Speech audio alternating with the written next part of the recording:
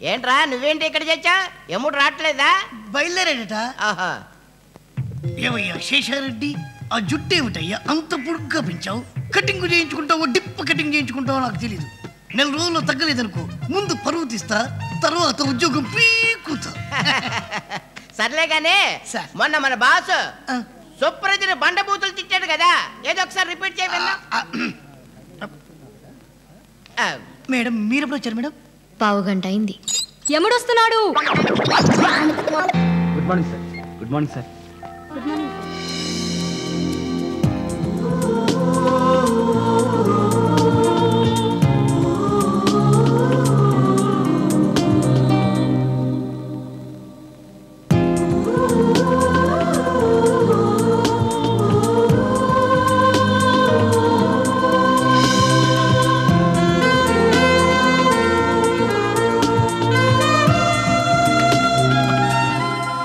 అమ్మాయి ఎవరు?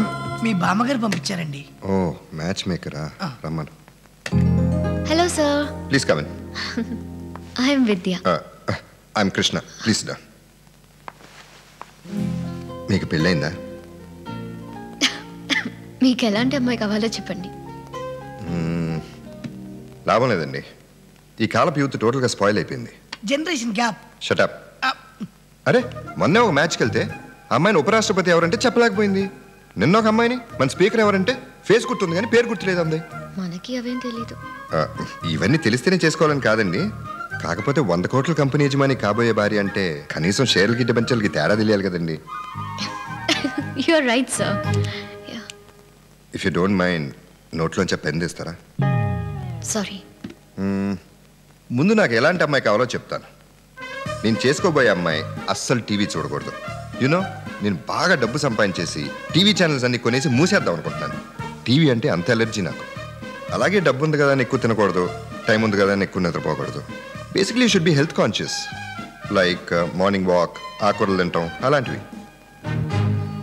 నేనేమన్నా ఎక్కువ డిమాండ్ చేస్తున్నానా? అబ్బే లేదండి, very genuine demands. Thank you. అమ్మాయి నల్లగా ఉన్నా పర్లేదు, కళగా ఉంటే చాలు. క్యాస్ట్ అంటే నాకు ఎలర్జీ. కట్నం అస్సలు అక్కర్లేదు. అవసరమైతే మేమే ఎదిరిస్తాం. ఏంటి అలాగే తినేస్తారా? ఏ తప్ప. సరే